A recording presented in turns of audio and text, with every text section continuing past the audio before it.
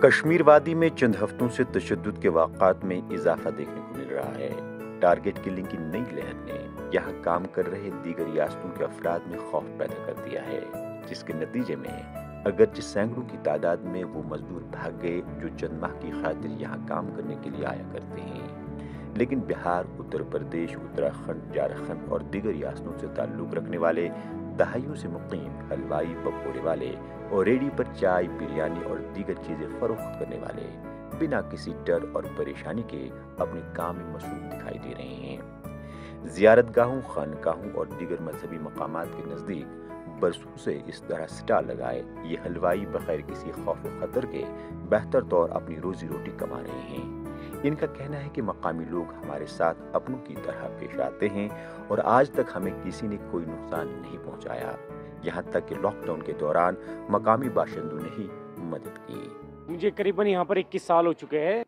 اللہ کا شکر ہے یہاں پر بہت اچھے لوگ رہتے ہیں، کوئی گھبرانے والی، ٹینشن والی کوئی بات نہیں ہے۔ لوگ اتنے بڑھیا ہے کہ کچھ کہہ نہیں سکتے۔ ابھی پیچھے لاک ڈاؤن لگا تھا، یہاں ان لوگوں نے ہمیں کھانے کو دیا اچھی طرح، ہمارے لیے خرچے کو پیسے دیے، چاول پہنچائے، آٹا پہنچایا ہمارے گھروں میں۔ کچھ نہ کچھ لوگ افواہیں پھیلاتے رہتے ہیں، تو یہ ان افواہوں پہ نہ جا کے اپنے کاروبار پہ دھیان دیجیے اور اپنے کام پر دھیان دیجیے۔ ایسا کچھ نہیں ہے یہاں پر۔ اس طرح سے پچھلی بار یہ ہلاکتیں ہوئی تو آپ تو ڈر نہیں لگا؟ نہیں، کچھ نہیں، ایسی کوئی بات نہیں ہے، سب پیار محبت ہے، اخلاق ہے، سب کچھ اچھا ہے۔ ہاں، ایسی کوئی بات نہیں ہے، کوئی پریشانی والی بات نہیں ہے۔ کئی جو لوگ ہیں آپ وہ بھاگ گئے، آپ کو ڈر تو نہیں لگا؟ نہیں، ایسی کوئی بات نہیں۔ تو آپ مطمئن ہیں یہاں؟ ہاں بالکل، اللہ کا کرم ہے، کوئی کسی بات کی پریشانی نہیں۔ رواں ماہ اب تک ٹارگٹ کلنگز میں اقلیتی طبقے سے وابستہ 8 افراد ہلاک کیے گئے ہیں، جن میں سے 5 غیر مقامی لوگ بھی شامل ہیں جو کہ یہاں روزگار کمانے کے لیے الگ الگ کام انجام دے رہے تھے۔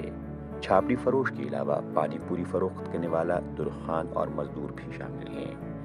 موسم سرما میں ریڈی پر جوس وغیرہ اور سردیوں میں سنگھاڑے اور مونگ پھلی وغیرہ فروخت کرنے والے جھارکھنڈ کے منوج گپتا کہتے ہیں کہ میں یہاں 13 برس سے کام کر رہا ہوں۔ ایسے میں کشمیر کے مختلف حالات دیکھ چکا ہوں، لیکن غیر مقامی مزدوروں کے مارے جانے کے حالیہ واقعات پہلی مرتبہ دیکھنے کو ملے۔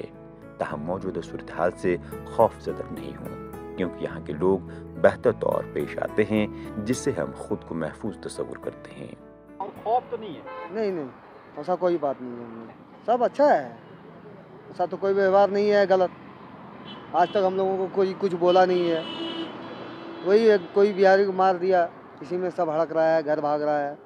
ارے ہم لوگ تو آج سے نہیں 12-13 سال سے رہ رہے ہیں، ایسا مسئلہ بڑا ہوتے رہتا ہے۔ بہاری آج تک نہیں مرایا تھا، پہلی بار ہو رہا ہے ایسا، اس لیے سب بھاگ رہا ہے گھر۔ سردیوں میں کیا کام کرتے ہیں؟ مٹر وٹر بیچتے ہیں، گرمی ہوتا ہے جوس بیچتے ہیں، کوئی گلفی بیچتا ہے، کوئی کچھ بیچتا ہے، یہ سب ہوتا ہے۔ تو کام کیسا چل رہا ہے؟ ٹھیک ٹھاک۔ کہاں سے آپ؟ یوپی کی جگہ؟ بجنور۔ بجنور۔ کتنے سالوں سے یہاں ہلوائی کا کام کرتے ہیں؟ کافی ٹائم ہو گئے۔ کتنے سال لگ بھگ ہو گئے 25 سال۔ کچھ حالات خراب ہوئے تھے تو بہت سارے جو یوپی کے، بہار کے وہ بھاگ گئے یہاں سے، آپ کو ڈر تو نہیں لگا؟ نہیں، کیوں؟ ہمیں کیوں لگے گا ڈر، ہم تو بیٹھے ہیں۔ ڈر کیوں نہیں لگا؟ ابھی ٹائم سے رہتے ہوئے آ رہا ہے، آپ کی فیملی بھی یہی؟ فیملی بھی ادھر ہی ہے۔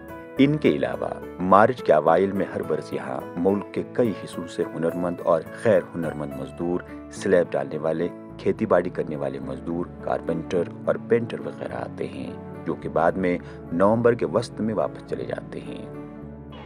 ایسے کئی غیر مقامی شہری ہیں جو وادی کے مختلف اضلاع میں مقیم ہیں، جو الگ الگ کام کر کے اپنی 2 وقت کی روٹی جٹا رہے ہیں۔ ہاں، حالیہ ہلاکتوں کے بعد خوف اور ڈر کی وجہ سے وہ مزدور موسم سرما آنے سے پہلے ہی بھاگ گئے جو چند مہینوں کے لیے یہاں کام کے لیے آیا کرتے ہیں۔